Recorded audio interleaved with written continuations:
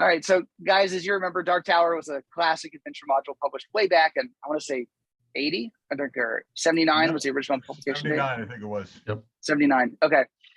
And for its time, it had a tremendous number of NPCs and a tremendous number of like well-detailed, like distinctive personalities among the NPCs. Tell me about some of the ones that you guys recall that are your favorites, or the ones that stuck with you as most memorable. Well, I'll jump in and I'll go first. There's a wizard that is cursed into the form of a treasure chest. And I love this one. Yeah, and his name is Hingist, I think.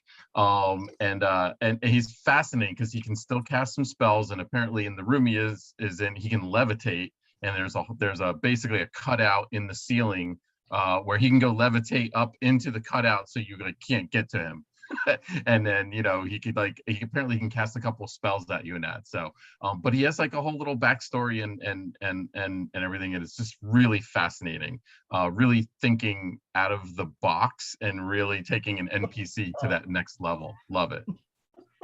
Talking about NPCs that have been polymorphed or shape changed, I think one of my favorite is Mighty Sam, the frost giant, who now looks like a gigantic version of like Tom Bombadil, with all the bright colors and weird clothing, and it's so much fun because it's a strange turn that you're not expecting when you encounter him. And my playtest parties have had no idea what to do when they encounter him. Yeah, totally off the wall, and he's collecting belts, and he has magic belts. So if you take your belt and give him a belt, he'll give you a belt. It's just off the wall. Of course, if you don't give him a belt, things get ugly. Yes, but off the wall, but really cool. And then there's some really great like descriptive names, right? Like Melkor Stone Teeth, the bartender with stone teeth, or Olam Hairy Arms. Some of these you just read the name and you're like, I can play this guy. Argle Bargle. Arg for short. It's great. Excellent. Yeah, definitely the types of NPCs that you will remember decades later. You'll remember their names. And I want to say is that based on the description of the Mighty Sam, I think his appearance is actually based on the proprietor of the Bazaar of the Bazaar, which we know that Jennell would know because interesting. The illustration for it. But he's described very much the way he's got a little like fez hat on and the broom and everything. So that's true. Oh wow, I think that's an Easter egg in there. But I never made that connection. Huh. 40 years later, an Easter egg. Yes. I've been living and breathing Blank Bar for like half a decade now, so it's like it's hard to get anything past me.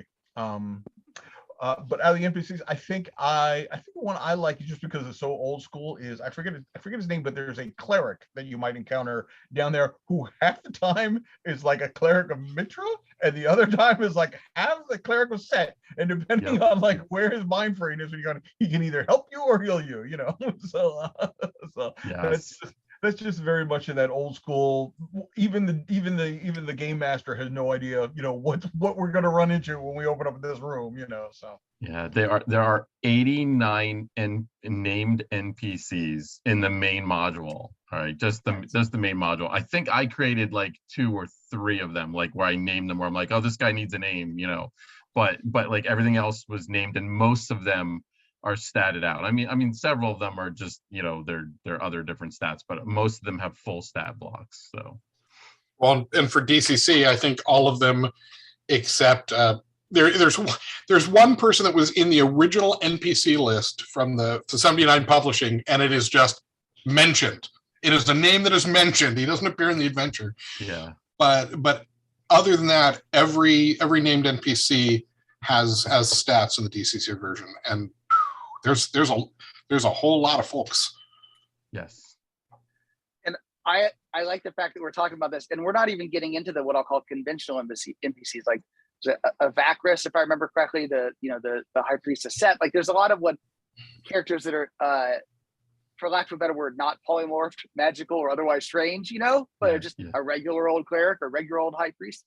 And they're all described, and they all have distinctive traits, and they all have stats. And it's just every single one you meet can be a distinctive character who can, in many cases, is described in the adventure as, will join the adventuring party under these circumstances. They have this kind of agenda, but they're willing to earn some money, or they want to accomplish this thing, and they'll tag along until you accomplish that thing. So there's a lot of room too to interact with them as NPCs, and they become either playable characters or at least, tag along to the party as hirelings, henchmen, or allies. And it's just a really cool way it evolved. Just so many cool NPCs. My impression on reading through Dark Tower again is that it's kind of escaped me before, but if you look at it, and this is almost like the Bizarro World version of the Village of Hamlet. It's like, it's like you have this, we have this segment with all these NPCs you can interact with, but there's definitely other stuff going on. So it was, it's just like at first level you go to, Village of Hamlet, you go do the moat house, and then 10 levels later you stumble across Mitra's Fist. And we'll see it's what like happens then. If you take the Temple of Hamlet and then take everything sinister from the Temple of Elemental Evil and drop it right on top, because Mitra's Fist has a lot of going on and it's really shady.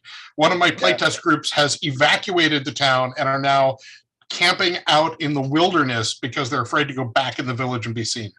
One of the NPCs that I recall, this isn't quite an NPC, but there's this one hallway where there's two facing doors. One of them is lawful, one of them's chaotic, evil. I think. Evil. Is it evil? Yeah. And they've been fighting for an eternity and neither one of them ever quite wins. And then right in the middle, if I remember right, there's a chest right in the middle that they're fighting over. There's some sort of treasure. A diamond. Yeah, there's a diamond in the middle. Yeah. That setup just cracked me up, Yep. And the PCs can totally get embroiled in that. And you can take a side and you can help one of them or not help one of them, or you can just shut the door and leave. Yeah, because helping one of them, if you help one and not the other, hopefully you don't plan on passing through that hallway because the door on the other end probably isn't going to open. Yeah. Now, there's so many of those setups where if you get involved, you're then involved and it's going to have consequences. And I mean, you kind of have to get involved to some extent because that's the hook for the adventure. But there's a lot of sort of tangential NPC interactions that are really fun. Actually, and you mentioned Sam too, as I recall. Remember, Sam is polymorphed into the crazy looking giant guy, but then like the level below, his bones are buried. Remember? There's like the tomb of Sam. Yeah.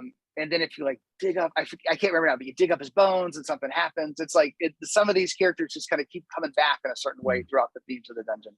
Yeah. Oh yeah. Well, I mean, when you come in through the village and there's so many people that you meet, and then 6-7 sessions later, when you're down cruising through the primary levels of the dungeon, there they are. Yep. And sometimes they're willing to help you, and sometimes they're going to chase you and try and kill you. Yeah, it all depends on who you find and when. Yeah, you can even there was almost like a throwaway line in there where it said depending on when the PCs arrive, there could be a ceremony going on, and like pretty much everybody in the village is down there, and you could literally wander into the middle of a ceremony to set, and it's like, oh, not good. Remember when I said one of my parties has moved out of town and is afraid to come back and be seen? That's why. They have half the village chasing them through the dungeon.